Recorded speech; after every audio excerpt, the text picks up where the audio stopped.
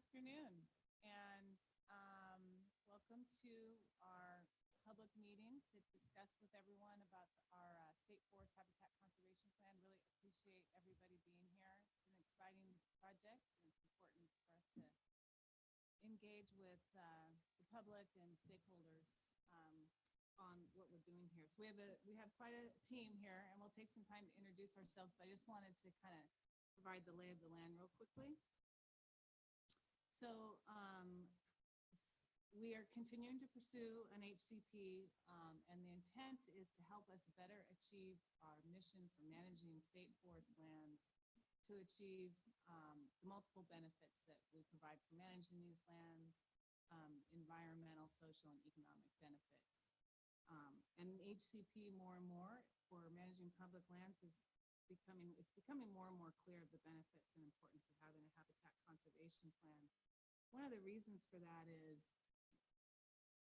the recognition that more and more species are likely to be listed as threatened and endangered, and managing under a construct of, for one species or another is really inefficient and eventually is going to break down again as more and more species get listed. So we see a habitat conservation plan as a really good answer to that challenge.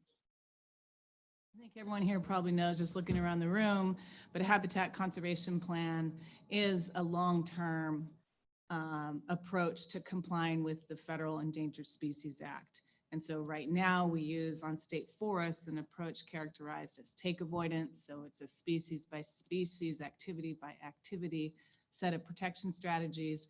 And under an HCP, it's a programmatic compliance tool with an incidental take permit. We're doing this work for all of our lands west of the Cascades, and that includes about 600,000 acres, 640,000 acres of our the lands that we're managing, both for the Board of Forestry, and then at this point we're also considering keeping in some other lands that we manage for Department of State lands.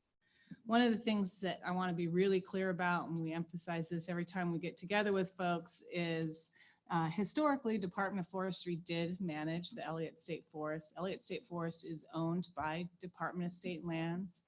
And in 2017, Department of State lands took back the management of the Elliott State Forest and is working through their own process of finding a new owner potentially in Oregon State University, and they are working together and with services to pursue an HCP for the Elliott. So it's a different owner, it's a different process, but it can be confusing because state forests and Oregon Department of Forestry have been linked with that, with the Elliott State Forests for 70 plus years. So in the past, we have pursued a couple of times, we've pursued HCPs and haven't been successful. And so we took a little bit different approach this time, and we've characterized it as a three-phased approach. And we use this to both work with stakeholders, to work with our sister federal and state agencies, and also to bring our Board of Forestry, the governing board for Department of Forestry, to make sure that they were supportive all along the way. So phase one was completed last year, and that was to produce a business case to help the Board of Forestry understand if it was in the best interest of the state to pursue an HCP, and really with a look at both financial and conservation benefits over time. And the board indeed did determine that it is in the best interest of the state and approved us to go into phase two. And we're in phase two right now. And the key product of phase two is going to be an administrative draft of a habitat conservation plan. And what we're doing through this process this year is piece by piece, kind of bringing the material out and seeking public feedback and input. So that's what part of what we're doing here today. At the conclusion of phase two, which will be about this time next year, we'll be going to the board and saying, here's our administrative draft of a habitat conservation plan. Do you think it's in the best interest of the state? So checking in with them again for us to move into what we call phase 3, and that's the actual NEPA process. So again, these checkpoints along the way with the board to make sure we're on course and following their direction in terms of policy for managing these lands. One of the things that I would argue, and all of us, I think in this room agree, is setting us on a path for success. It's a little bit different than what we've done in the past, is establishing a steering committee and a scoping team to work on the habitat conservation plan. And the scoping team is really our technical experts from the state and federal agencies and Department of Forestry. And they're really doing the nitty-gritty work around developing conservation measures and gathering information. And then the steering committee is comprised of those same agencies, but it's really the leadership, the policy leadership and decision makers for those agencies. And that that framework allows for the technical work to move as cleanly as possible and have alignment and support from the steering committee all along the way, so that with those two things aligned, we're already seeing it's really less likely to have a surprise at any point in time where on either end of the spectrum, one of those sort of entities has some challenges with how we're moving forward. So it's been really successful. The communication has been really good. We've got a lot of good resources that we brought to the table as well. Some of the members of the steering committee and scoping team are here today, so we'll all be hearing firsthand the conversations that are going on. So in addition to these two teams, we've brought on some outside resources, and this too is really different than what we've done in the past. And I think has already paid off. And so we've hired ICF as our contractor to help with the development of the HCP, and Troy will be speaking here in a minute. We've hired Brett Brownstone with Oregon Consensus to help with the outreach and stakeholder relationship development. And then Deb Noodleman is here with Kearns and West and her team to help facilitate the meetings. And not only these meetings, but the meetings with our steering committee and scoping teams. And so just really an A team. And it really sheds light on the challenges of doing this kind of work with only internal resources. So that's definitely a game changer for us as well. So I'll just close and then I'll turn it over to Deb, but the agency is committed to engaging with stakeholders at all of these key junctures and really wanting to hear feedback, and also committed to sharing back with folks that give us their feedback, sharing back with y'all what we incorporated, what we didn't, and why. So we really want to keep it as an exchange instead of a sort of talking at you kind of process. And so I think with that, I'll turn it over to you, Deb. Great. Thank you so much, Liz. And thank you to all of you in the room who've made time to be with us today, and those of you on the phone. We call it on the phone, but via live stream. So there are others that are joining by live stream today, and thank you everyone for making space. What I want to do is walk you just really briefly at a high level through the agenda, a couple logistics, and then we'll jump right in. And we tried really hard at each one of these meetings that are open to the public to share, if you will, where ODF has been, where it's at, and where it's going as it relates to the HCP development process. So thank you, Liz, for setting the stage for that today. And I think you'll see that a bit as we walk through each of these agenda topics. We're really deeply committed to this being an iterative process in the truest sense of the word, that things come through a number of times to people and ask for review and input. And as she was describing, when it means either scoping team to steering committee, out to the public and back again.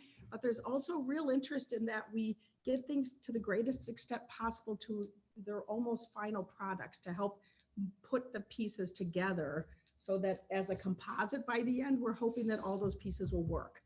And as importantly for stakeholders, as well as anybody else who's been working deeply in the process.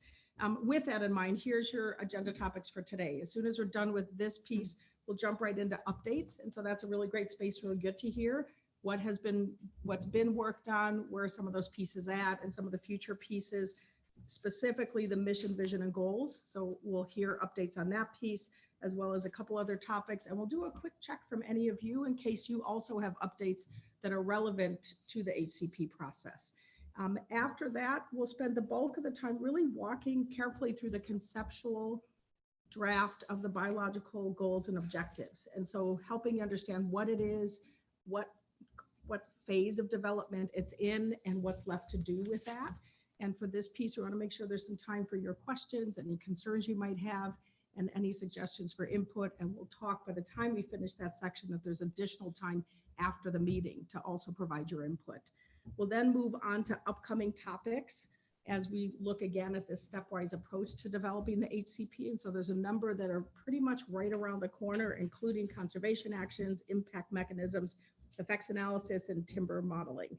So all those pieces will be touched on today with where they're at and where we're going.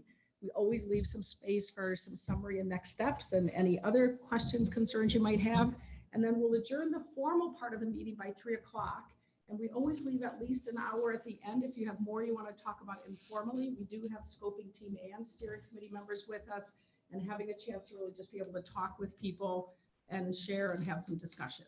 Okay, so that's the agenda itself. In your meeting packet, you have a copy of this final draft of the mission, vision, goals, a copy of the conceptual draft of the biological goals and objectives, as well as the slides that you'll be seeing today. And then just a couple quick logistics. Coffee, tea, cookies in the back if you'd like. Restrooms are out the door and to the left.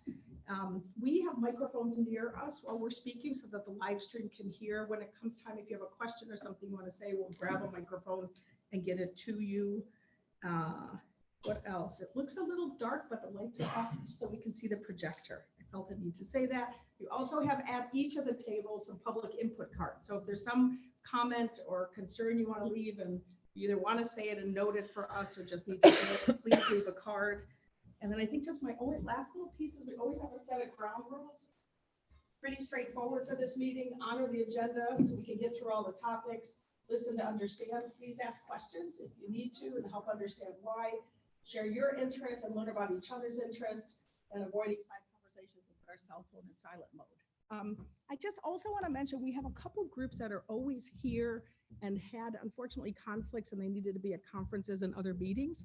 So there are a couple chunks of people, if you will, that really wanted to be here and even specifically said to us, please say, I know for the OFIC people, they had exact conflict with this time frame, and we had at least 2 or 3 other groups that specifically said we would have been here, and please don't take our absence as meaning we don't care about these topics or we wouldn't have something to say. So we appreciate that they reached out and told us, and we always are doing our best to try to stay in touch with folks. So anything else I forgot? Good enough? Okay, I think we're ready to jump in. So, oh, I forgot to do the introduction. Sorry, that's I knew there was something else. So Deb Needleman, Kearns and West Facilitation Team, teaming here with Oregon Consensus. Brett Brownscombe, I'm with Oregon Consensus, and welcome to Portland State University. So we're based here, just a couple buildings over, same difficulty finding parking. So thank you for all who braved it, and welcome to Portland State University. And Sylvia Chiborowski, also with Kearns and West. Troy Ramick with ICF. Liz Dent, I'm the State Forest Division Chief. Hi, I'm Cindy Kolomaychuk. I'm with ODF, and I'm the HCP Project Manager. Hello, Gary Diridoni, NRCS in Oregon. Hello, Mike Wilson. I'm with the Grand Ronde Tribes. Julie Furman. I'm with the Oregon Department of Fish and Wildlife. Good afternoon. My name's Rod Kramer. I'm the Forest Program Coordinator with the Oregon Department of Fish and Wildlife. Hi, I'm Rich Schlemp. I'm with the U.S. Fish and Wildlife Service. Nick Palizzado. I'm a wildlife biologist with ODF. Lance Christensen, Port Blakely, U.S. Forestry. Doug Cooper, Hampton Lumber. Casey Cooper, Kearns and West. I feel like Vanna White. I never got to do that. Jason Cox, ODF Public Affairs. I'll buy a vowel. All right. now I think we're up to. Yeah. Well, I'll Yes. just do a little Who's intro. next? I'm next. Okay. Hi. Again, this is Sylvia Chiborowski with Kearns and West, and we're about to get into the updates for the Western Oregon HCP, but I just want to spend a little bit of time going over what our engagement process looks like and just a reminder of what the process is for reviewing work products. So this chart up here is a little bit hard to see, but it shows what the process looks like from now through the end of HCP development. And you'll see that the public engagement process is really driven by work product. So we come and we have these meetings open to the public approximately quarterly when work products are available. So this is our third meeting open to the public. The first one we had in March, and at that point we reviewed this, scope of work for the HCP development process, as well as the plan area and the permit area for the HCP. And then back in June, we reviewed the covered species list for species covered under the HCP, as well as covered activities. And we also reviewed the mission, vision, and goals and got input from the public on the mission, vision, goals at that time. And then today, as Liz and Deb noted, really the focus of this meeting is to present to you the conceptual draft of the biological goals and objectives for the covered species and to get your input there. And so the idea is that we're getting input and feedback at each of these meetings open to the public so that by the time the first administrative draft of the HCP is developed later in 2020, you will have had a chance to sort of see and touch all of the pieces and nothing will be a big surprise at that time. And the review of the work products really is very iterative. So generally the scoping team is developing the technical content of the different HCP components, and then that goes to the steering committee for their consideration and their policy direction.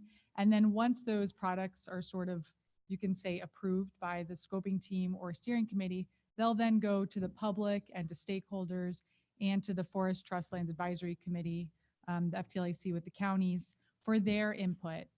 And then once that feedback is all gathered, that again goes back to the planning teams, the scoping team and the steering committee for them to consider how to incorporate that feedback into the products.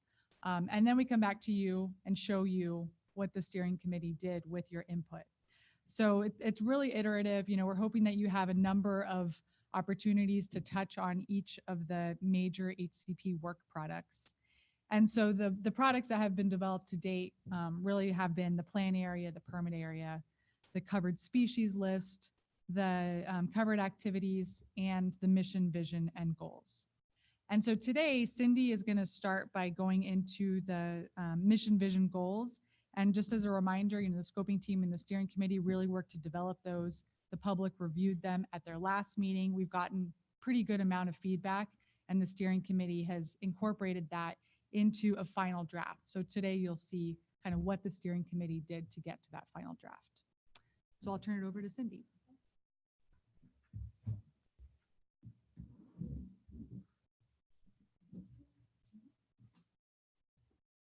Okay. Thank you for the setup, Sylvia. So the mission, vision, and goals are really a foundational element of the HCP. It provides some guidance to our planning teams and to our stakeholders with regard to what we want to achieve with the HCP. When we presented this to the public and to our scoping team and to the Forest Trust Lands Advisory Committee, we did receive some feedback from folks. And one of the first, thank you, Jason. One of the first comments that we received at the public meeting that we had in June was, hey, looking at these mission, vision, and goals for the HCP, it looks like it might be exceeding what the ESA would require of an HCP. And that's an interesting question or kind of point that someone brought up, because the Endangered Species Act really focuses on conservation of the species, as it should. And you'll notice that throughout the document here, we reference economic and social variables as well that we want to address. So there's that. And also, in order to do an HCP, you don't have to develop a mission, vision, and goals. But the steering committee saw that Oregon Department of Forestry is subject to other legal mandates beyond the ESA. namely greatest permanent value, which means that as a public landowner, we have to provide a range of public benefits. And so, of course, we want to provide conservation of species and other environmental benefits, but we also have to speak to social and economic outcomes as well. And so the steering committee, once we talked about this for a little while, it was a great point, and we decided that we would add sort of a little primer at the beginning of the mission, vision, and goals to give the context of why we created these and why it does go beyond just conservation. So that was one area in which we got feedback and we were able to integrate it in a very productive way. The second part of the mission, vision, goals here is the mission. And this one made it through the review process pretty unscathed. We did have a couple of questions about this. First is, why doesn't the mission talk about carbon? And where would that be discussed in the HCP? And took this back to the steering committee, and after a little bit of talking about it, it was really decided that this would be in the companion forest management plan. The Endangered Species Act really doesn't speak to carbon, and our management strategies related to species also would not be speaking to carbon. So we'll be considering that as we develop the companion document to the HCP. So there was no change to the mission on that. And the other suggestion that we got was that the mission was somewhat vague and we could be more explicit to include all of the goals within the mission statement. And the steering committee thought that this was broad enough to encompass it, so didn't really want to change that language, recognizing that the goals would articulate more detailed what we were expecting out of the mission. On the vision piece, we did receive some feedback that, and this one I think was, this one was still from the public, that we needed to focus on some activities that were that were beyond conservation, specifically that related to timber production, but also other social benefits. And that was a really good point. And so we added a little bit language there that you'll see highlighted in red, that we're providing timber production, recreation, and overall benefits to Oregonians. So now we're on to our goals. And you see here that we see no red on the first one. Sorry that the text is so small there. And the first goal is speaking to meeting the regulatory requirements of the ESA. It's pretty straightforward. We got some feedback from the scoping team, which is our technical experts that are developing the HCP, that perhaps we could include in here that we are going to maintain and enhance all state and federal species of concern. And so the steering committee looked at that and said, you know, that is beyond the scope of an HCP. We have 15 now, I believe it's 16 covered species that are either threatened or endangered or expected to be listed. And so looking at all of species of concern would be outside the scope of the HCP. So no change was made there.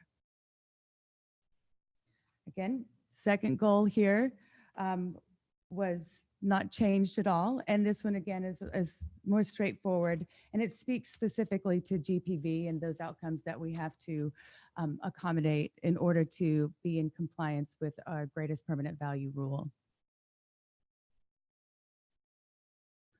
The third goal is focused a little bit more on the economic outputs from an HCP in terms of our increased certainty to be able to operate over time, given that more species are likely to be listed and occupying our forest stands. One of our county commissioners actually at FTLAC pointed out that we could probably be more explicit about providing timber-related jobs. And the steering committee thought that was a great idea, but also to include the jobs that we create that aren't just directly timber related. So we're talking about like the barista that gets extra business because we've got timber operators out there, you know, waking up early in the morning, going home late at night. So we did make an edit there to include all of those timber, non-related timber jobs and economic values. Our fourth goal is more focused on the conservation piece It was pointed out that by one of our scoping team members that we needed to add fish. It's not just wildlife. That was a great catch. And then we had an edit from our scoping team as well as a member of the public that, hey, you know, we're going to be providing a bunch of habitat for these covered species. And those improvements to habitat would also provide habitat for species that are not listed. And it would be nice to say, hey, we're also doing things for the species that are not listed, even though they're not covered by the HCP. So we added that here in the last part of 4, while providing benefits to other native species in the permit area. Our 5th goal, almost to the end here, is about advancing partnerships moving forward with a lot of different user groups to kind of further the stakeholder engagement as we get into implementing the HCP. And an edit here that came from our scoping team was that we needed to include hunting and fishing interests. So that was made. And finally, our 6th goal is a bit of a whopper here. We are trying to get a number of ideas across. And it's speaking to the ability of our forest landscape to be resilient enough to withstand disturbance events as well as impacts from climate change. And to be able to utilize adaptive management, so to be nimble in our approach to forestry so that we could respond to those changes. So this is a lot to pack into one goal, and it was not terribly well worded. And some confusion came out of it. And so it was suggested that we look at the wording and clean that up a little bit. And so we did there. So now we've got what we added was that we'll have a productive forest that is resilient to disturbance regimes such as fire, floods, disease, and drought, as well as the effects of climate change on forests and watershed conditions. So appreciate your patience with this. It's not the most exciting part. But I do think it's exciting in terms of our process because this is the first piece, this is the first work product that has gone through that iterative process. And it really does provide that foundation for our scoping team moving forward in terms of what we are expecting as we get through the timber management and the conservation strategies, which will be forthcoming. So just want to pause to see if there are any clarifying questions on this. Anything that needs further explanation? Nick, something? Oh, yeah, sorry.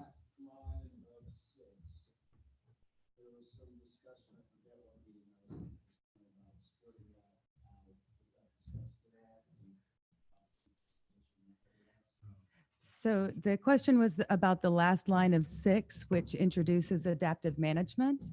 And we did initially have this as a separate goal, but the steering committee preferred to include it in this goal because it is really speaking to some of the things that we can expect that we would need adaptive management for. Yeah, and the comment that, you know, I think what happens for, this is Deb, for people on the listening, we'll remember to say our names, but it's that lumping versus splitting construct. So for some people, they wanted to see it split out. The steering committee really talked for a while about it, and they said exactly what Cindy said, which was this linkage carried some value versus it being a standalone, which some people get concerned when you talk about adaptive management as a standalone, it also can get misunderstood. It's like in relation to what and why, and is it taking the place of doing the important work on the landscape instead of being a way to test and evaluate how it's going.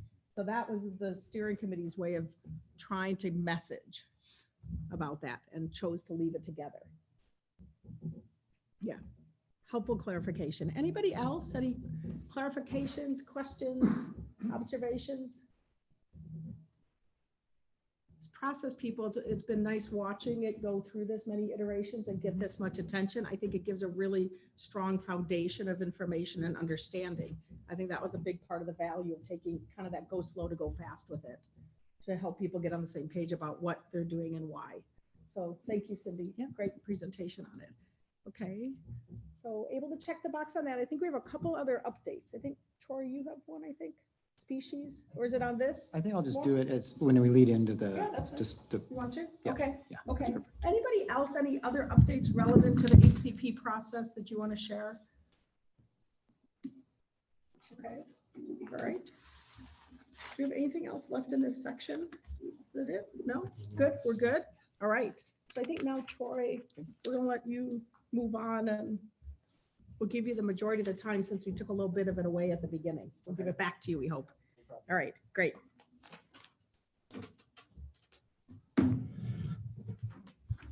Hi, everyone. Troy Ramick with ICF, and I am you may know this already, but I'll tell you anyway. I'm the project manager for the HCP for kind of the technical team on the HCP side. And this is the most exciting part. Cindy said that hers wasn't, but I'll just, and normally I don't stand behind a lectern, but I'm taking the opportunity. So a couple of quick things here as I lead into this discussion about biological goals and objectives. You've seen this graphic a few times before, and this lays out really in a little bit more detail what the HCP process is and what kind of the building blocks of it are. And just to kind of stick with the theme, as Deb pointed out, of kind of where have we been, where are we now, and where are we headed. We'll certainly talk about where we're headed at the end.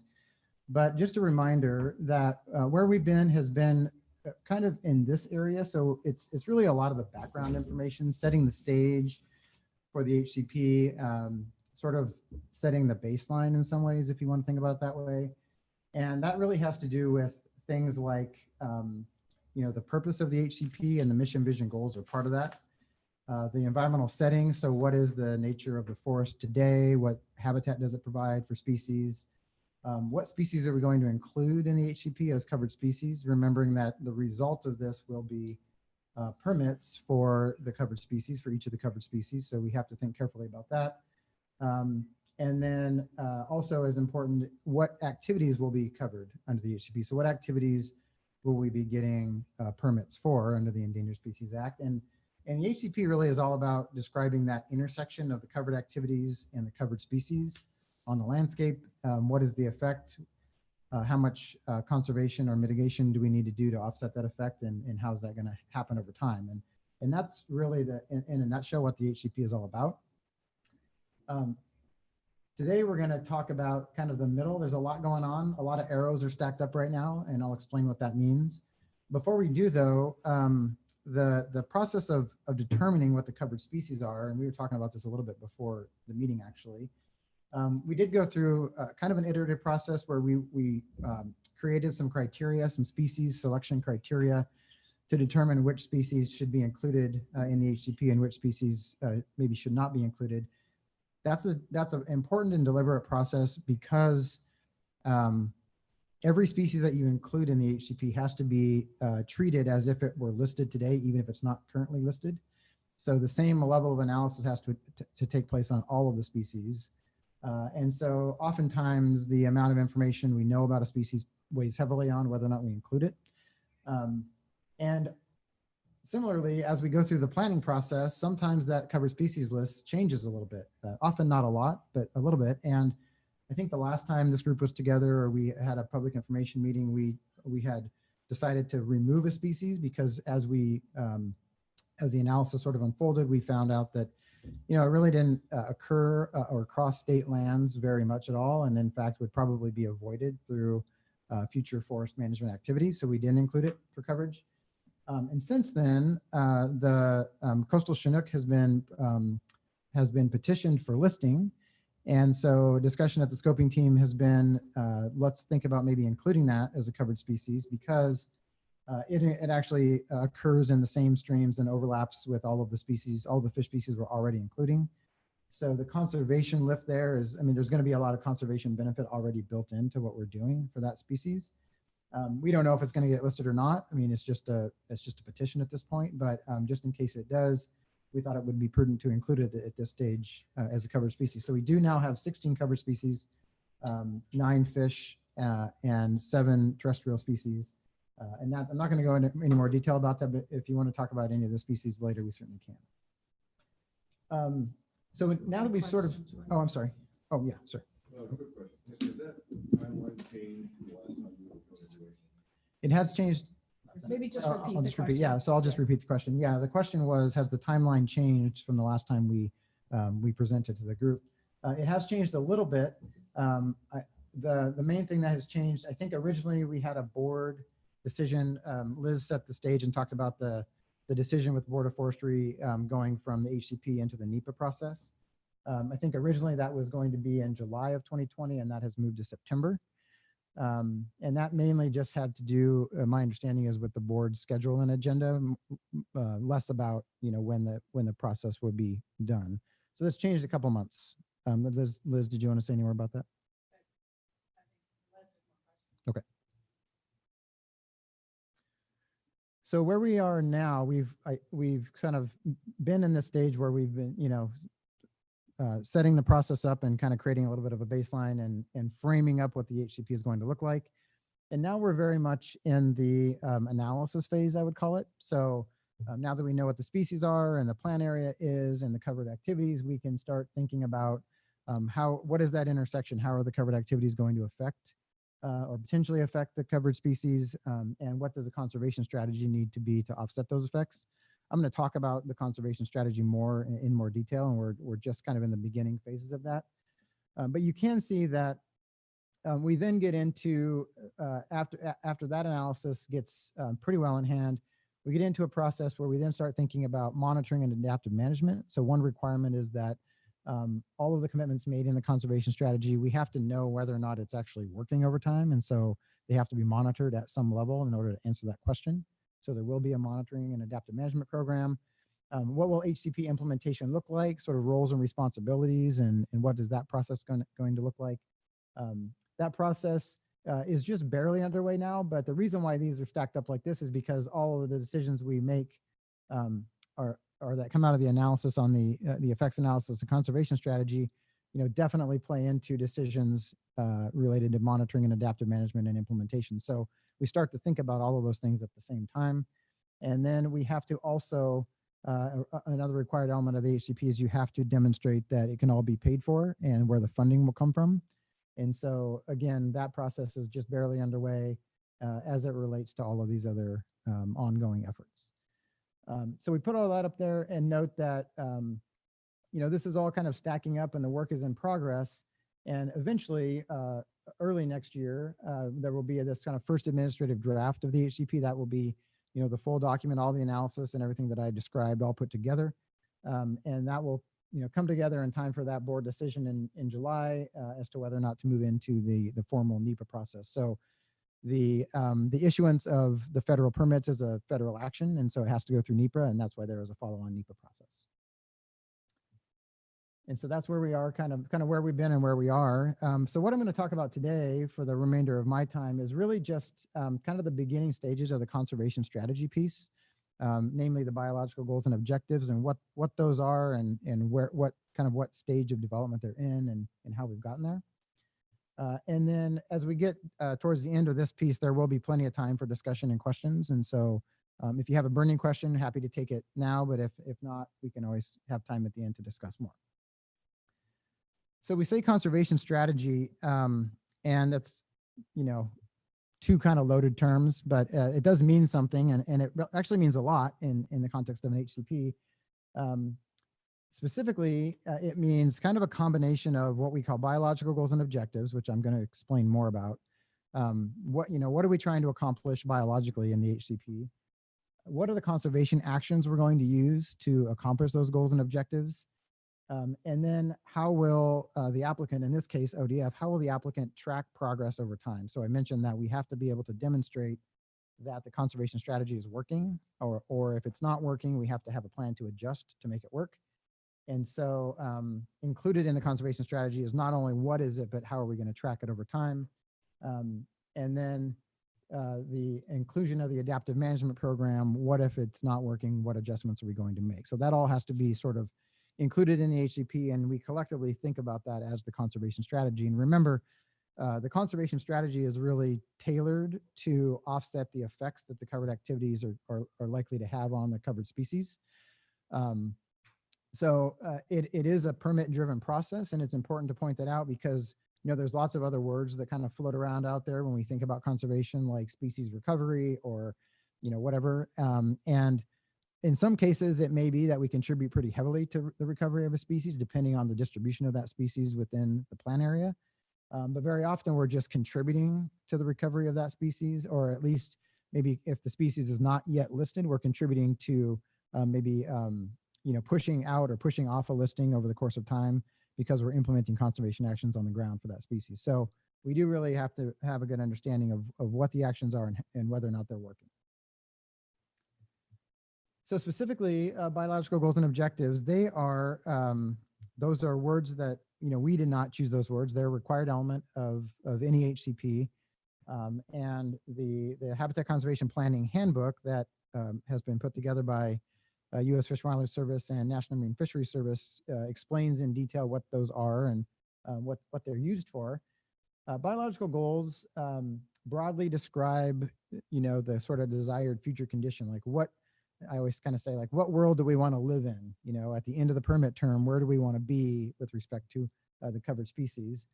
They have to be sufficiently specific to guide the conservation strategy, but they're often sort of broad sweeping statements, and you'll see some examples of those in a second. You have them in front of you. It is important that biological goals have to be set for each covered species. We can lump species together, and we have done that with our fish species, and we'll talk about why. But we do have to have a goal and a set of objectives for each of our covered species. So that's important.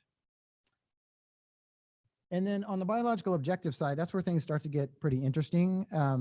For one, these are sort of the incremental steps that you take to achieve the goals. So there's often multiple biological objectives that are set to achieve a given goal. We strive to make the objectives measurable.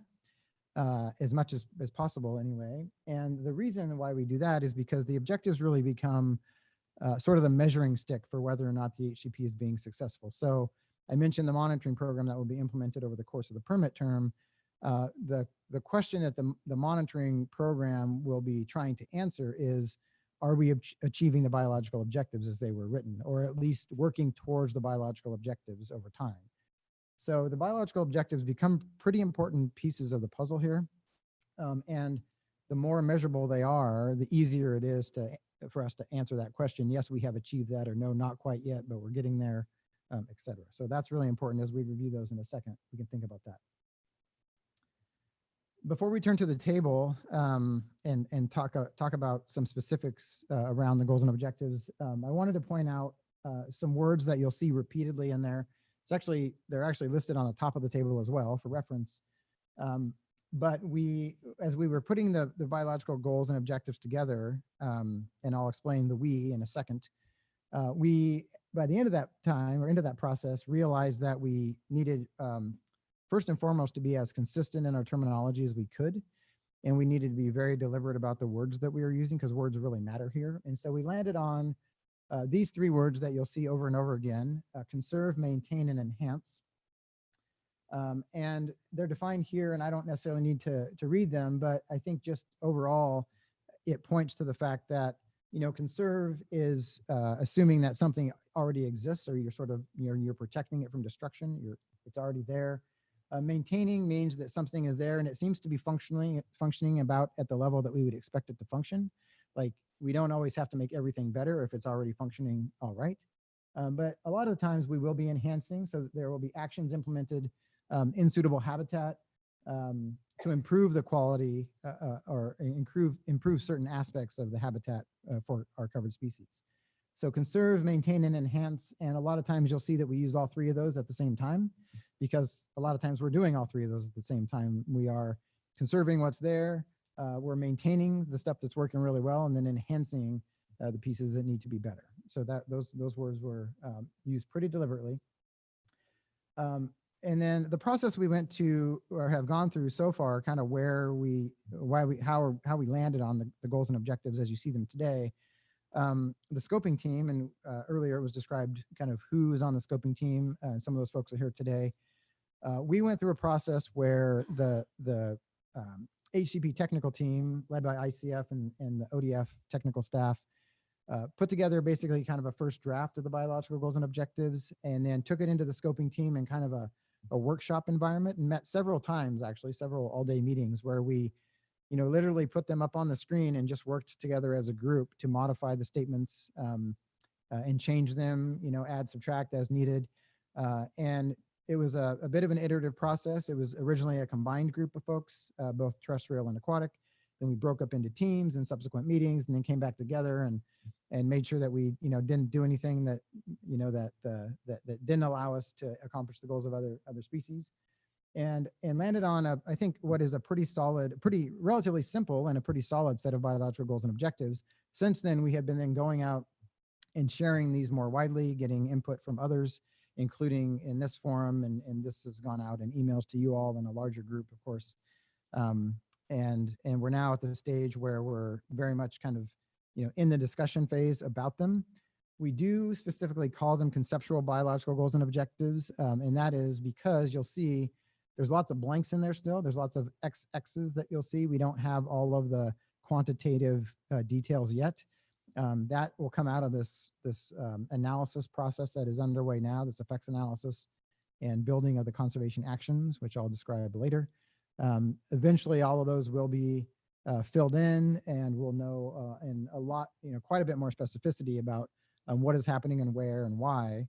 And at that point, they will go from being conceptual to just being biological goals and objectives. So they're very conceptual at this stage.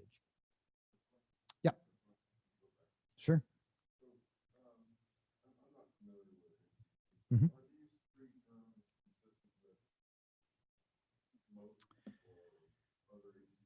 Yeah, good question. The question was, yeah, that's fine. Yeah, the question is, are these three terms consistent with what's used in other HCPs? The answer is yes, but oftentimes they're different words. So a lot of times you'll see the word, instead of conserve, you might see protect, maintain, enhance, restore, increase. So there's a lot of words that can be used, but by and large, it's always centered on the idea of sort of, conserve what is there now, maintain what's working well, and then enhance is often used in terms of how do we make something better. So it is pretty standard, but they're not required words. They're just things that the scoping team landed on in this case. Does that help?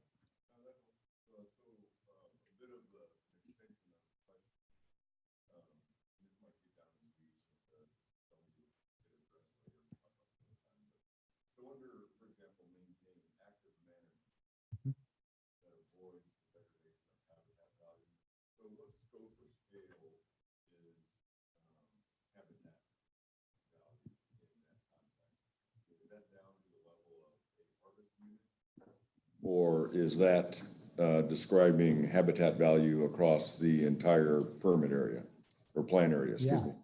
Great question. And I'll just repeat the question. We have a mic over there now, but I'll just repeat the question, or at least summarize it if I can. And the question is, and we're talking about maintaining habitat in terms of active management, what's the sort of scope and scale of the habitat unit that we're talking about? Are we talking at the harvest unit level or across the entire landscape? Is that a fair? Degradation of habitat Oh, value. sure, yeah. So active management, that's a broad term actually. So if there was a harvest in a particular harvest unit, is that statement considered to be applicable down to that level, or is it for the entire plan area? Great question. The answer is both, I think. And the reason I say that is we're obviously thinking across the whole landscape, or with when you're thinking about a given species, we're thinking about across the distribution of that species or the range of the species, right? So in the conservation strategy, and we're limited to the plan area. So in the conservation strategy, we're really thinking about what does habitat quality or degradation think about for that, or mean for that species across its entire distribution within our plan area. In some cases, that might influence decisions at the harvest unit level. We might have different harvest strategies or rules within a harvest unit that overall will have a benefit or lack of degradation, for a better way to say that, for that species. So we will be thinking maybe at the harvest unit level, but the assessment really is done across the range of the species within the plan area. So it's actually kind of both, I think. And in some cases, there may not be anything that is relevant at the harvest unit level that pertains, but in other cases, it may be relatively prescriptive. So I think it just varies. So it wasn't a great answer, I know, but it is kind of both. Yeah. Nick, did you want to weigh in on that? Well, maybe just to add on to that, the notion isn't that at the harvest unit level, there would be, net zero degradation. Right. I think is what is the concern there. No, so I think if we use minimize and mitigate instead of avoid, then we'd be parsing those words out and arguing about it. But I think we're leaning more towards that at the scale of a harvest unit. But yes, at the scale of a landscape, the intent is not to degrade sort of the baseline condition. Although that's not the proper term. Nick, I'm wondering if you could summarize what you just said into the microphone for the people. Yeah, that's, I think it's taking it up. Right. So thank you though. Great. And as we get into later discussions about conservation actions, I think it'll become more clear when we mean and what we mean at that level. So I think now I just want to switch for a minute to the table that's in front of you, the biological goals and objectives table. And Jason can throw it up here. And I don't want to go through the table in great detail today, but what I thought it would be useful for us to look at it, just so that you get some sense of kind of the number of goals and objectives, the kind of detail that we're talking about at this conceptual stage, and spend a minute on that. And then after we have a little discussion around that, we also, we do want you to spend a little time, later, if you're interested, to review those in more detail and send us some comments back, and we can talk about the process of that. But just to give you a sense of kind of where we landed on this, you will note that we have, and the table is in front of you, probably easier to see in front of you. We do have, for the most part, individual biological goals with a set of supporting objectives for each of the covered species. The one caveat to that is for fish. When we started this process, we actually started with individual goals and objectives for each of the fish species. But in discussions with the scoping team, quickly realized that what we had was just a whole bunch of overlap because we were talking about the same things, often in the same streams. And so in an effort to simplify and be a little bit more concise in what we're trying to accomplish in the aquatic system, we combine those into a single goal. And a few supporting objectives. So I'll just for a second maybe walk through goal 1 and those objectives, and then give you a bit of a high level overview of the remaining goals and objectives, because that's kind of where the split is. And then we can spend a minute talking about conservation actions and then open it up for conversation. So on goal 1, which is for all of our fish species, so really thinking about the aquatic environment generally, the idea there was to, support, you can read it for yourself and I'll just summarize it for you, but support the persistence of all of our covered fish species in the permit area by maintaining and enhancing habitat in streams within the distribution of the species, and also build in climate change resiliency. And the 4 ways, or the 4 objectives underneath that, have to do with, again, this idea of conserving, maintaining, and enhancing riparian conditions that promote long-term wood recruitment. So we're thinking about wood recruitment in the first objective. In the second objective, we are talking about conserving, maintaining, enhancing overall stream complexity through targeted stream enhancement projects. So enhancement and restoration there. In objective 3, we're talking about maintaining and enhancing water quality and quantity as it pertains to fish species. And then objective 1.4 has to do with fish passage, so increasing connectivity within the aquatic system. So, quickly to summarize, you can say, okay, well, we're going to plan for persistence of the fish species over time. How are we going to do that? Well, we're thinking really about habitat quality within the aquatic system, within the stream, specifically as it relates to wood recruitment, overall channel complexity, water quality and quantity, and passage. So those are kind of the 4 big ideas that support that goal. And then not to fast forward too much here, because we are going to talk about conservation actions in a second, but you can imagine that underneath each of those, there will be a lot of detail related to, where and why and how much are you going to do that, each of those things for each of the covered species.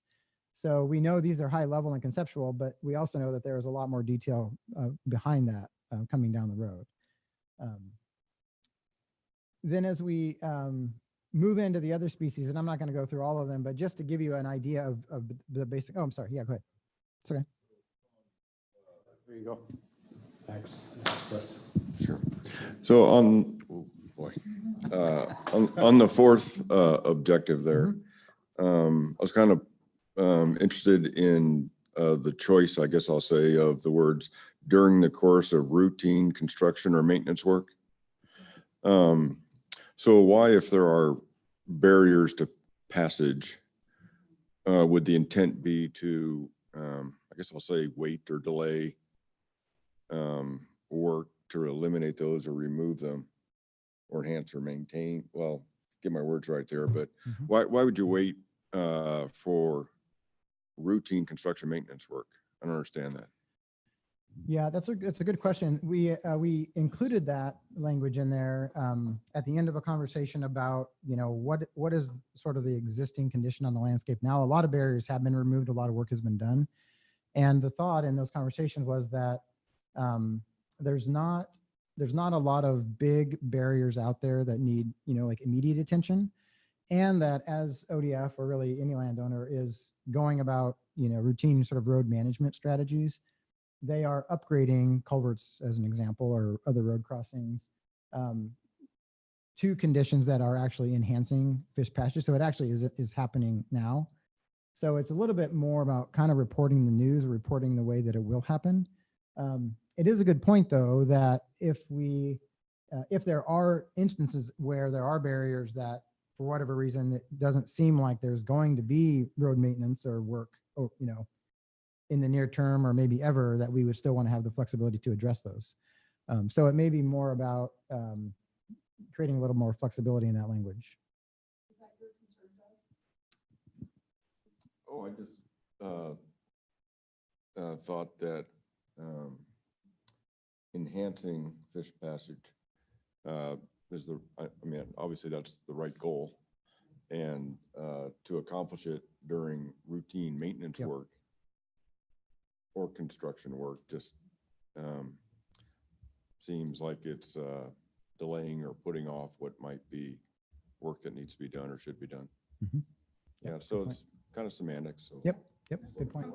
Something to think about. Thank you. Yep. Great. And I would just point out that that type of feedback is very much welcome. It's very at the point of just like gathering, having all these eyes looking at them. We look at them enough, and hearing that is like, oh yes, someone that wasn't part of those discussions would not follow that. It just doesn't make sense.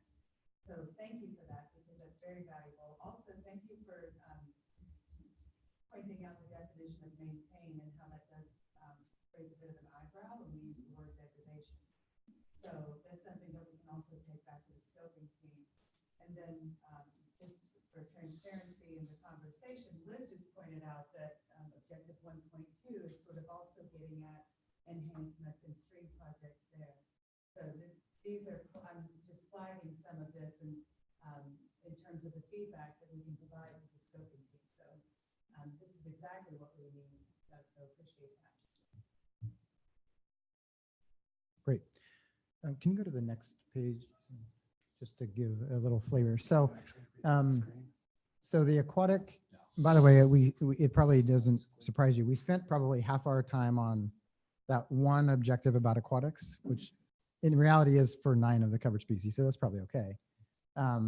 And then we spent the other half of our time on, you know, the individual goals and objectives for all of the other covered species. So there was equal billing here through terrestrial and aquatic. It's just that we only have, you know, the one goal for aquatic. So all I want to say about kind of the rest of this, because there is a theme I would say that runs through, which is that by and large, for all of the terrestrial species, you know, what we're trying to do is, on the one hand, conserve and maintain and enhance what is already there, where possible, of course, and then on the other hand, also increase the habitat quality and quantity for our species. So that is said in slightly different ways depending on the species. We sometimes have very specific language about species. You know, with owls, we talk about nesting, roosting, foraging habitat, and dispersal habitat.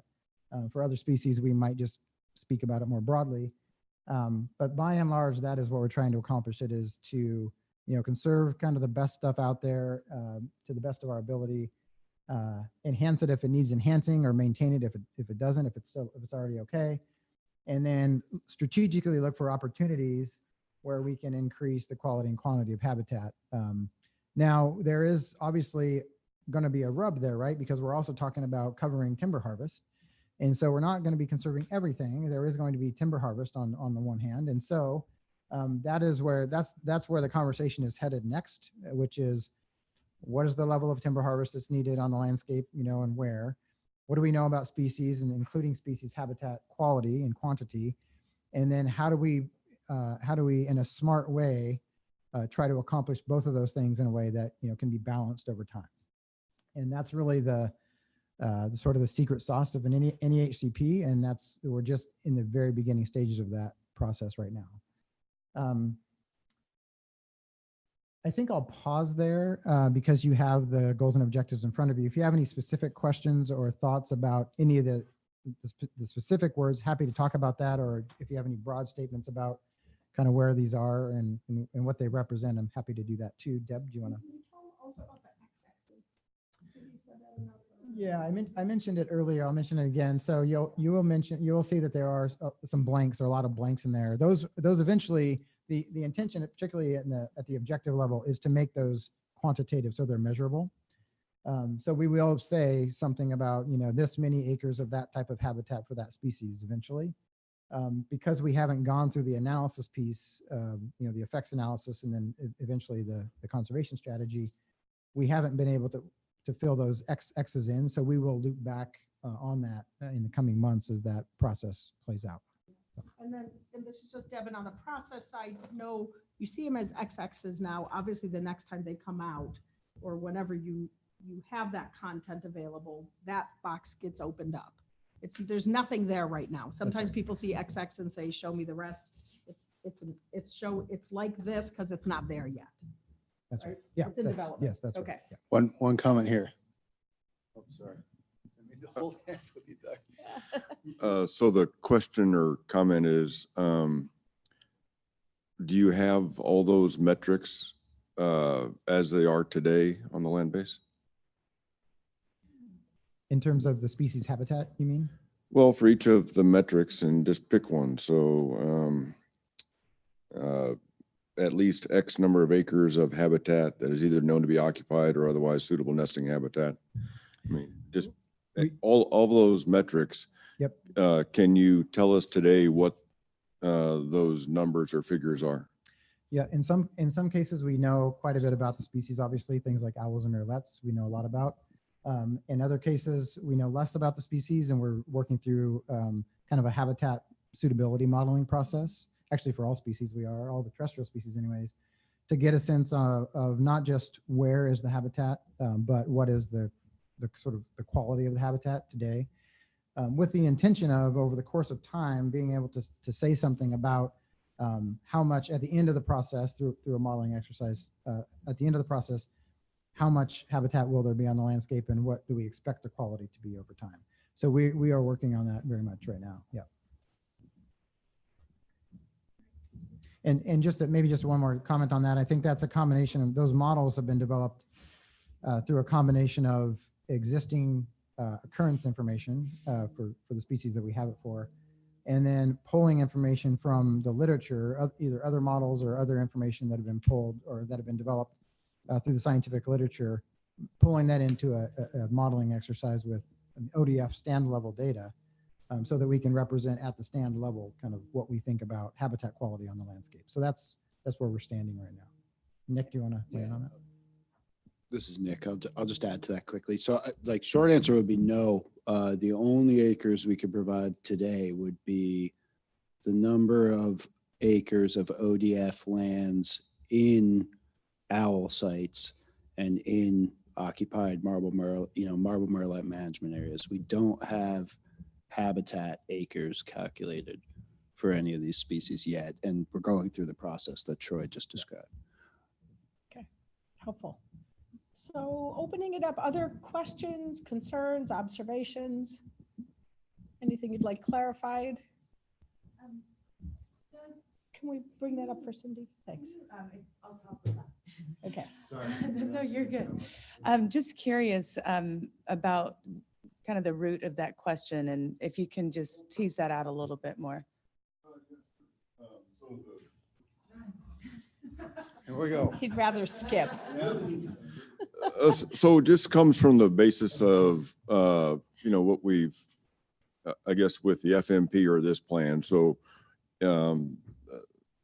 trying to make sure that people are making decisions about what path forward is. Where are we today, and what trade-offs or what are we giving up? What's the cost? What are the benefits of where we say we need to be, right? So, I just picked that one metric, but, pick any of them. And if we don't know where we are today, and maybe that'll get developed through the process, but I'm presuming that's got to be part of that effects analysis to say, here's where we are today with all of these metrics on our current land base. Here's where we say we need to be, so that then you can actually do an effective analysis, right? Yep. And people can understand what the impact is. That's exactly right. And as we develop the X-axis in there, after we consider all of the conservation actions, you're exactly right. Then we look at the effects analysis, and we may need to go back and consider what we've put in the X-axis and what we've put into our conservation actions. So that's going to be an iterative process around the biological goals and objectives, those measurable outcomes, our conservation strategies, and then how is that interplay with timber management strategies? And how does that result in our ability to actually fund this work of the HCP? So we're going to kind of, all of these pieces, so, we have to start somewhere. It's chicken and the egg. So we start somewhere where we think, kind of like, with a lot of assumptions, this is what we think we should have on the landscape. Then we go through these different pieces, and we continue coming back to make sure that we are, and that's why ultimately it comes to, an agreement between the applicant and the services, because we have to show that we are minimizing and mitigating to the maximum extent practicable. And so that piece of maximum extent practicable is part of what comes out of the effects analysis and the cost and funding strategy. So all of this is an iterative process. So I just wanted to mention that too, because when we present to you maybe the next iteration of this BGO table, I don't know that it'll be completely final by then, because we might still have some work to do. So thank you for that question.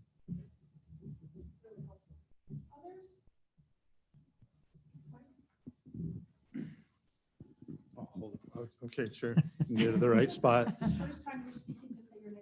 Sure. This is Mike Wilson. Appreciate earlier on you were talking about the importance of words and the definitions. I'm not sure if you covered this. I had to step out, but persistence. I know that's used consistently through the species, supporting the persistence of the listed species. Has that been defined? It hasn't, but we probably should define that. The reason why we use the word persistence instead of something different is that, again, going back to something I said earlier, which is that our conservation strategy has to be, or it is confined to our permit area. And we don't have any species that are completely, whose distribution is completely contained within the state forest permit area. So in all cases, it's just our permit area or the state Board of Forestry lands is really just an element of the larger species range. And so the word persistence was chosen so that, because what we're trying to do is, we only have control over what happens within our permit area, and we're trying to make sure that the species can at least persist in that area. We don't, who knows what's going to happen next door or outside of the permit area. And that might be great, or it might not be great. We don't know, but we can't rely on that in our conservation strategy. It has to be sort of self-contained. And so that's why the word persistence was chosen, instead of a maybe what would be maybe sound like a stronger word, like, I don't know what that would be, but that's why. Instead of recovery. Yeah, that's right. We can't accomplish recovery, right? Because we have a lot of it's out of our control. Right. It's okay. Yeah, no, feel free. I've got one more since you moved on. So on the retrieval, could maybe anybody, maybe Nick, describe the difference between those three there, especially the last two? I mean, what?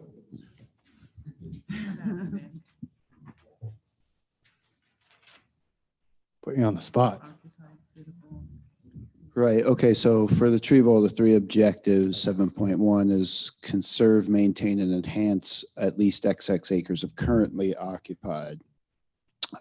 Point 2 is similarly conserve, maintain, and enhance of suitable habitat with currently unknown occupancy. And then 3 is increase the amount of suitable. So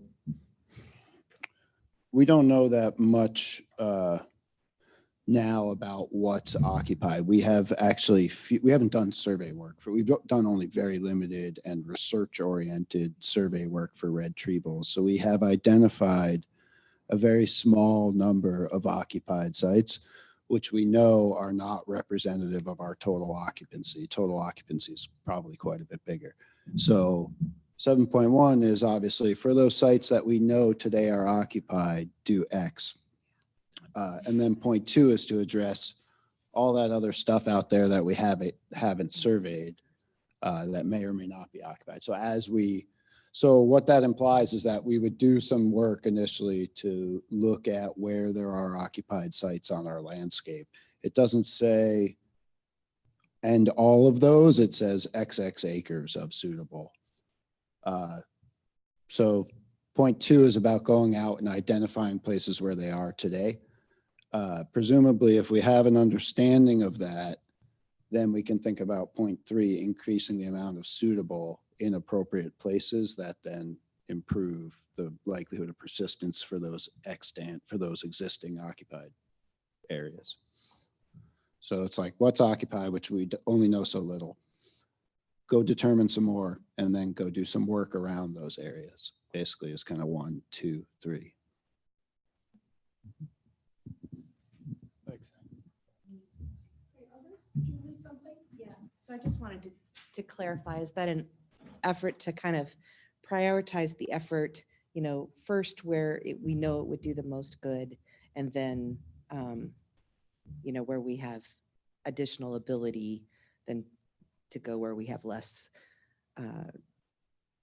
conviction that it would deliver the same benefit. Yeah, and it's a little different than the owls and murrelets because, yeah, and it reads differently than owls and murrelets because of our extensive survey history. So we have some sense for where both of those species or habitat may have occurred historically. And with tree bowls, we just really don't have a good sense, except to say probably those same spots. Yeah. Very helpful, thank you. Others, questions, comments, clarifications?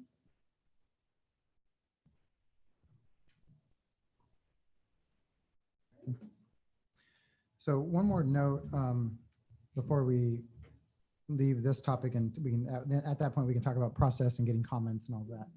But one more note is that I mentioned earlier when I was describing what a conservation strategy is, that there's the goals and objectives, there's also conservation actions.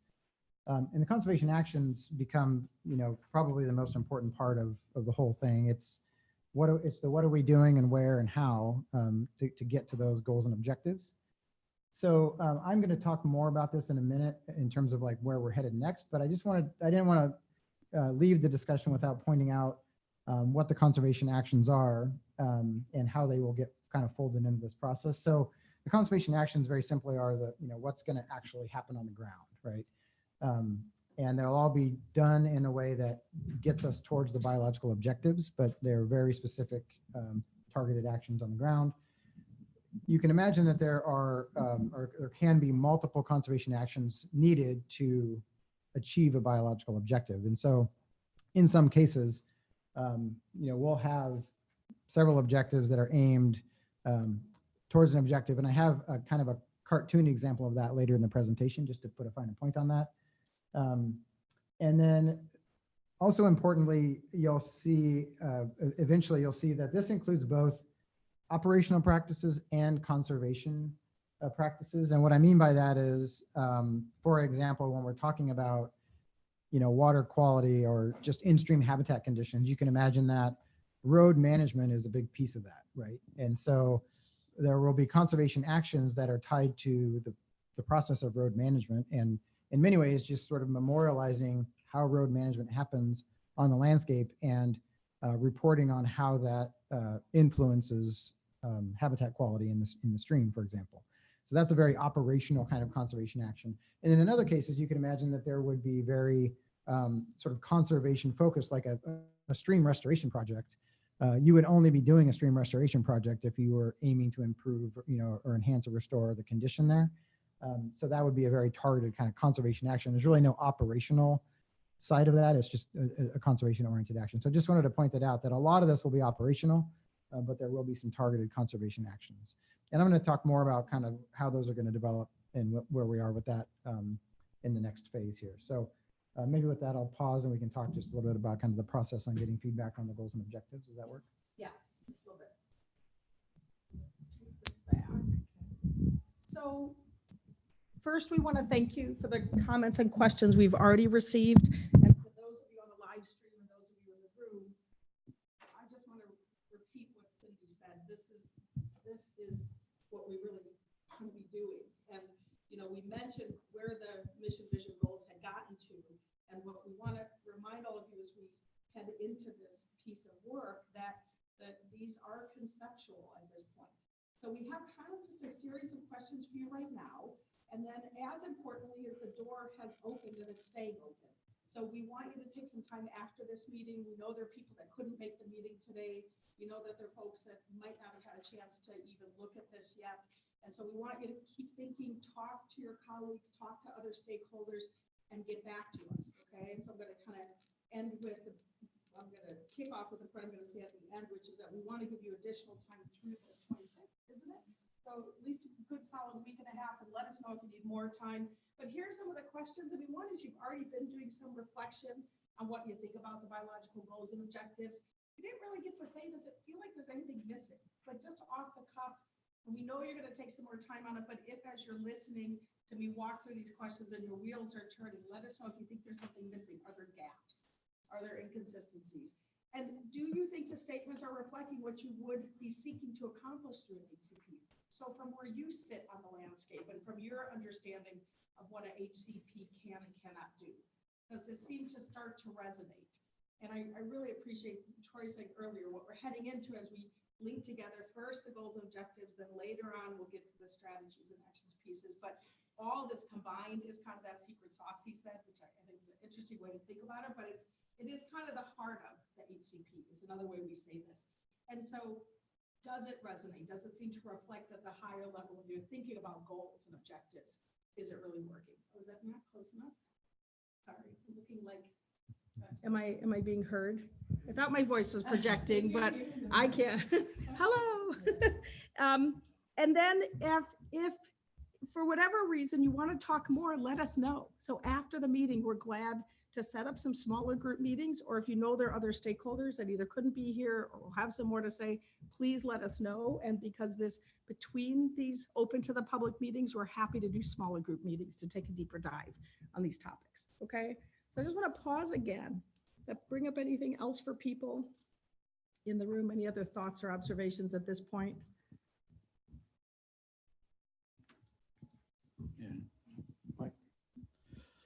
Yeah, again, this is Mike Wilson from the Grand Ronde Tribes. We've had some discussions kind of off the record or side talking about tribes and specifically about lamprey. They're not a listed species, so totally understand that, but we can have some more discussions or that about the lamprey and how or if that can be incorporated in here. Maybe there's some other tribes that have some other species of interest, let's call it that. Again, beings are not listed, but if there's some way actions to be incorporated in there, over the years when we're talking about fish passage and what's been happening on the dams to assist fish passage, sometimes there can be some tweaks, adjustments there that can facilitate lamprey passage also. So that, thus maybe keeping it from being listed. So yeah, just make it a little bit more formal that I'd like to follow up on that at some point. Appreciate that. Okay, got it. Thanks for bringing it up. Make sure to do that. Others? Any other reflections, comments, thoughts at this point? Next steps that you want to propose? It's just a comment, I guess, but the three terms of concern, conserve, maintain, and enhance, for them to all three be in each of those statements and identifying a specific number of acres, is not yet clear for me. So I presume it'll get more definition and better understand what each of these three mean to each of those once they're fleshed out underneath. So. All right. Anybody else? Okay. Take around. That's coming your way. This is Gary, NRCS. As far as the reflections go on this, I'm just wondering how you're going to incorporate climate change into the action, knowing that, and for me, it's thinking of temperature dependent species, those that are already potentially temperature wise on the verge within occurrence in certain potentially units or on the landscape.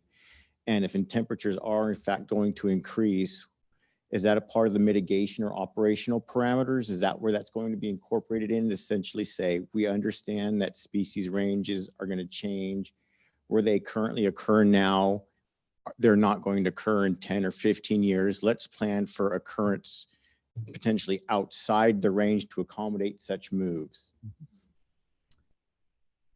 Yeah, great. And maybe I'll just, this is Troy with ICF again, maybe I'll just comment on that as well.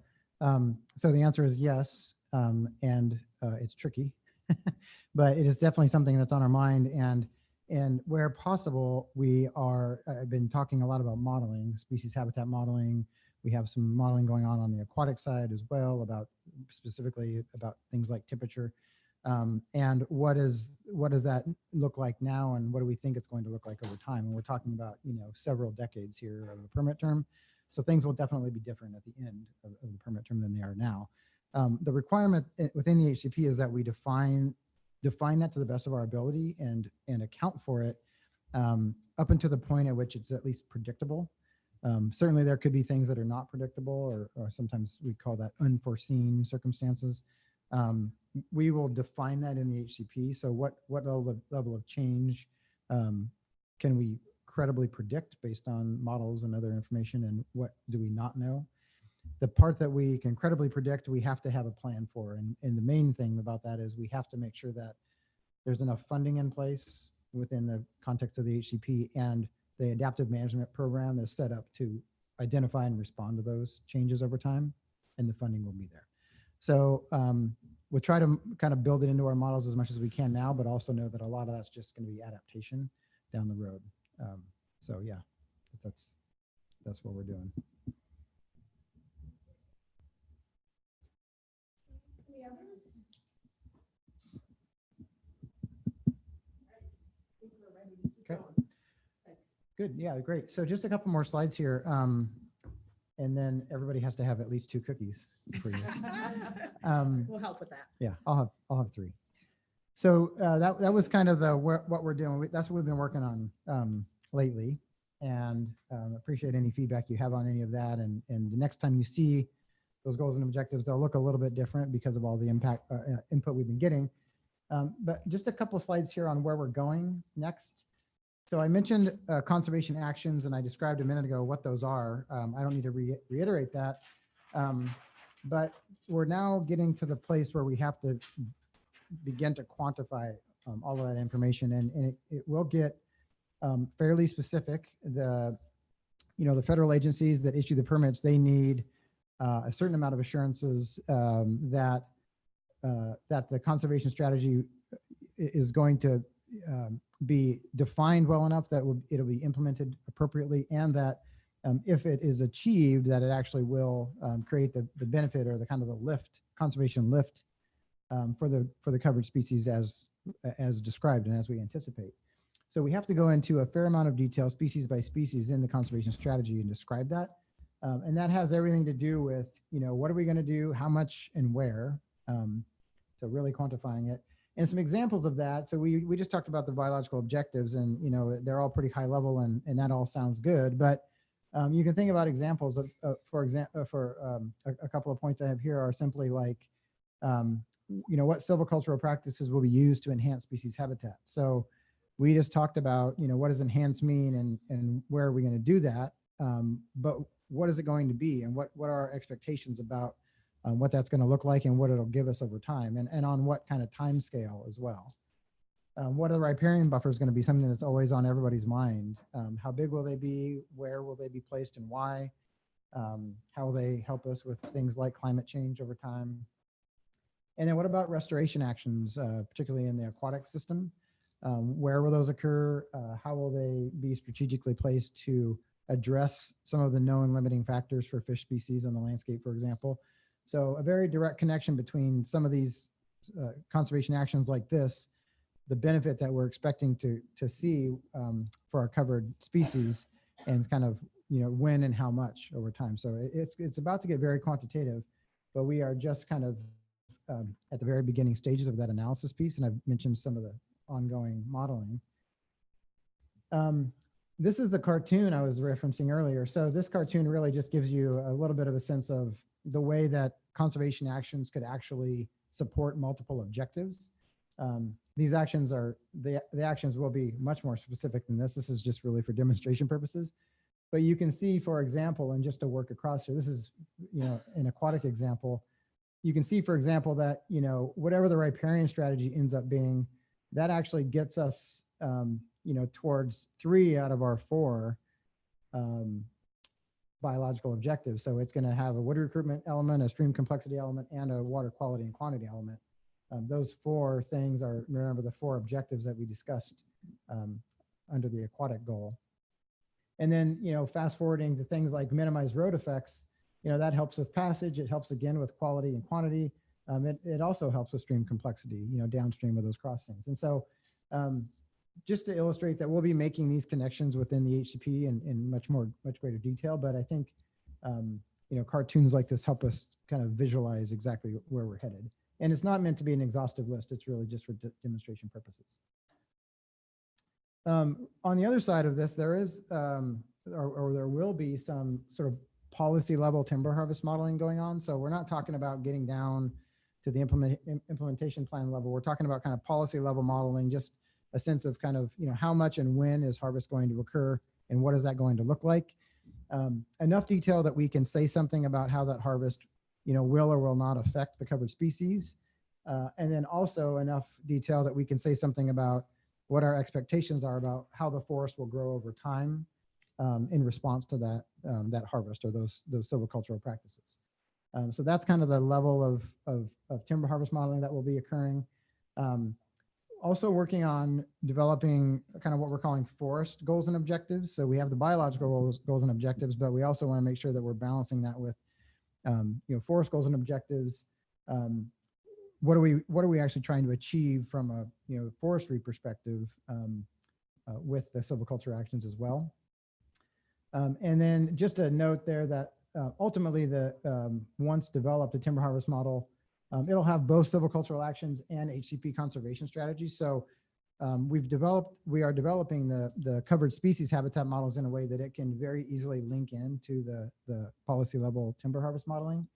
So we can then make some statements about, again, the kind of changes in quality and quantity of species habitat over time. So that's the intention with that. We know it's all modeling, and that's fine, but we do want to be able to say something about that, what's going to happen over the course of the permit term. Oh, yep, sure. Who's doing that timber harvest model?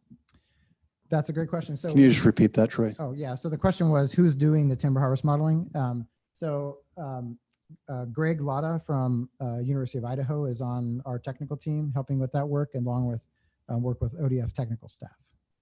So I don't know if you were familiar with Greg. Greg used to be at Oregon State and now is at University of Idaho.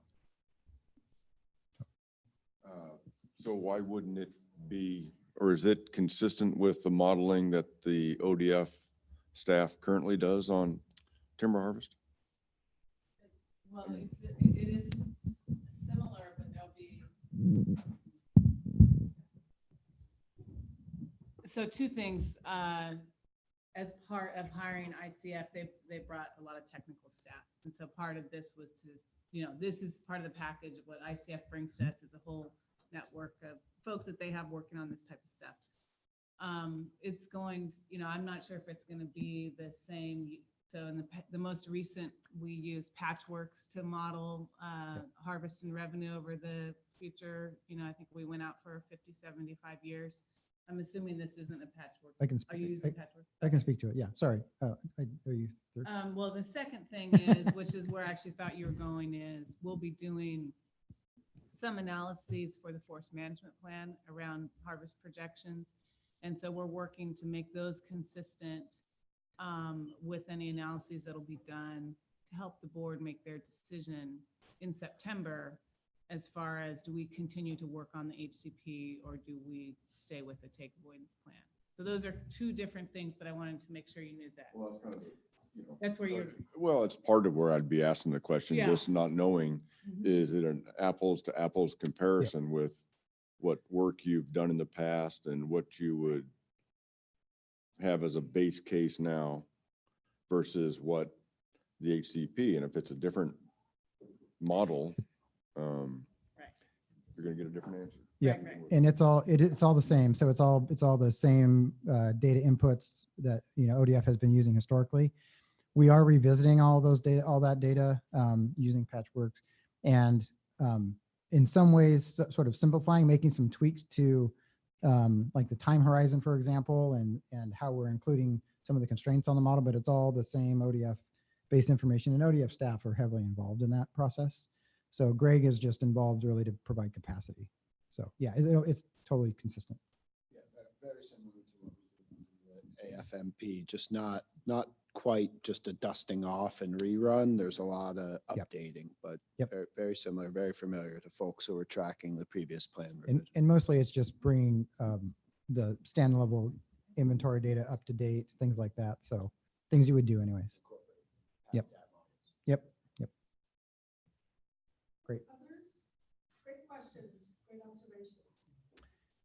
So then finally, I mentioned at the top that we're kind of getting to that point where we're almost to the point where we can start sort of intersecting all this information.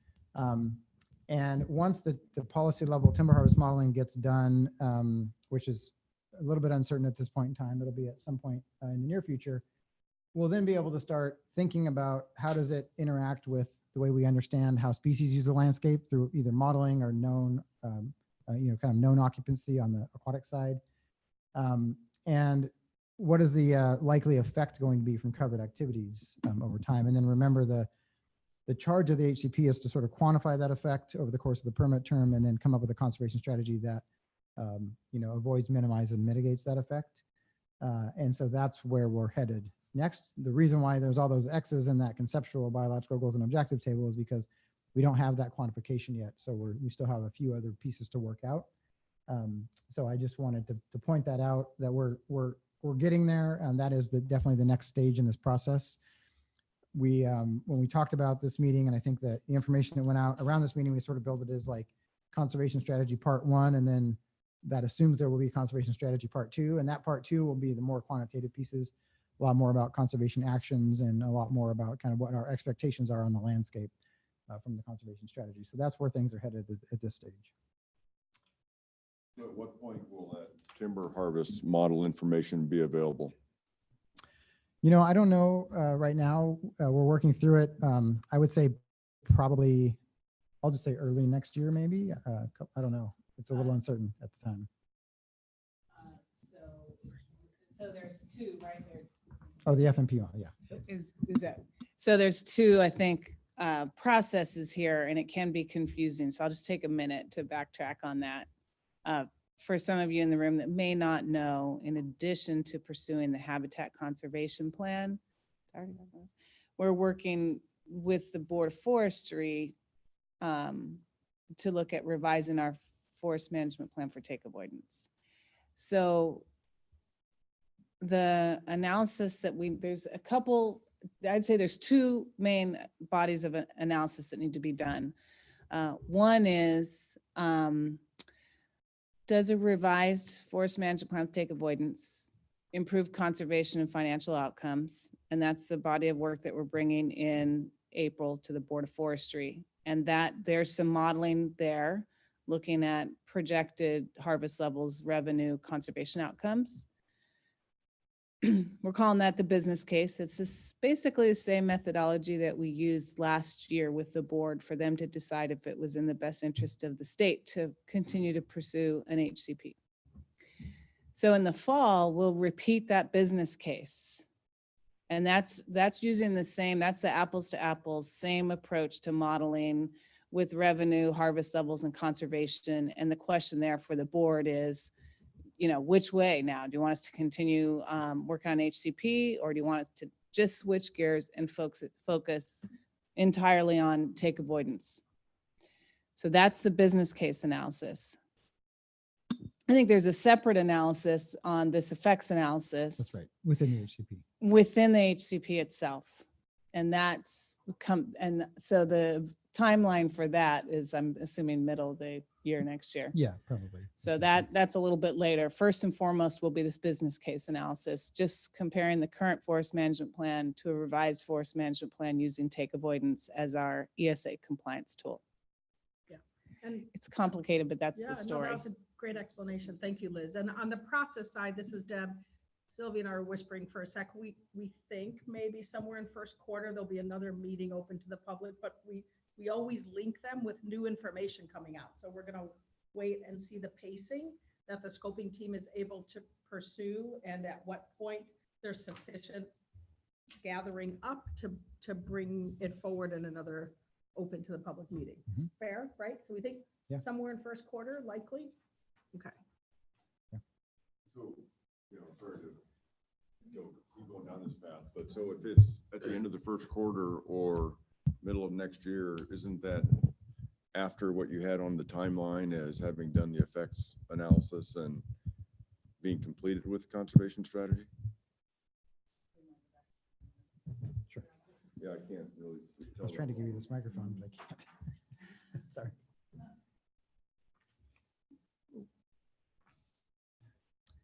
And so your question.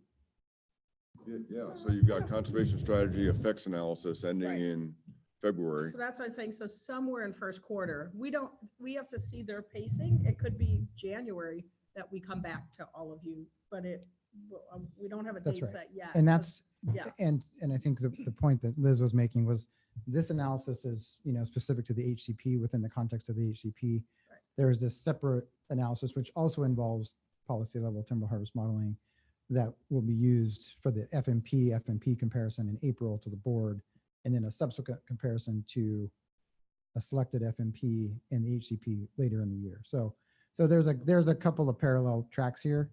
The HCP on the HCP side, you are correct. I mean, we're at a place now where we have like the baseline species information pretty well nailed down. We're getting pretty close to that. So then once the policy level timber harvest modeling, gets underway and is well enough along that we can do that effects analysis within the context of the HCP, but that's a separate analysis than the business case comparison between FMPs. So sorry to further confuse, but. Question is, okay, then for the HCP, when will that model? Right. Yeah, and that's, I think, at this point, I'd say maybe early next year probably is what we're thinking. But it kind of depends, yeah. Just depends. Yeah. So as soon as people can, see that light at the end of the Right. tunnel, we'll get lots of notice for the next meeting. Right, yeah, we hope to start filling in the X's by early next year, Yep, which early aligns next with, year. with this timeline. Okay. Other questions on that? Okay. So you were on your last slide. I was done, think. yeah. Was that it? Yep. Yeah, okay. Sorry. So we'll put it there just because we'll see that we made it to the end of the slides. I just went on the process, I'd kind of pause once more in case anybody had lingering questions, or it's fine, like you were just doing to go back. We're about to do the wrap up, but we have this extra hour once we close this formal part of the meeting, for you to stay and have conversation with the scoping team, steering committee members that are here and staff. So happy to stay as long as you'd like to keep talking. But before we do, I just want to look process-wise, anything else. I did write up on the flip chart, just as a reminder, this piece we said that biological goals and objective as they exist at the conceptual level. We are happy to hear back from you up until October 25th. We just picked that day because we have another scoping team meeting at the end of the month. So we'd love to get feedback to them by that next meeting. But either way, if you have more feedback and you need more time, please make sure to get a hold of Cindy. Find Cindy by email, phone, track her down and let her know, okay? And we really appreciate that. Makes a big difference, as did all your comments and feedback today. So I'm going to close on the process side and hand it back to Liz to wrap up. Okay, great. I have a mic. Maybe before I do that, I'm wondering if folks have been able to navigate anything that's online, the information that's online, and it's all been pretty clear. Okay, because we've got Jason here right now, who's our online person. So if anything's confusing, he can help answer those questions. So we've said this all throughout the day, but it is really, really good to hear what y'all have to say. Cindy's exactly right. You've caught a couple things that we've just been living with for several months. So keep that coming. Ability to, anything to help us clarify, be more precise, communicate better. It's really important and helpful. These gatherings are really important to us, and hopefully they're working for you. So if there's something that's not, that's also good information that you can provide to us. Admittedly, it's a small group here today. Deb made the point that there were a few folks that are typically showing up at these places that had other commitments. So we'll be sure to connect with them as well. But really appreciate you all taking time out of your busy schedules to be here, and we'll do everything we can to answer any other questions you might have moving forward. Thank you very much. Thank you so much. Meeting adjourned. Safe travels. Take a cookie as you go.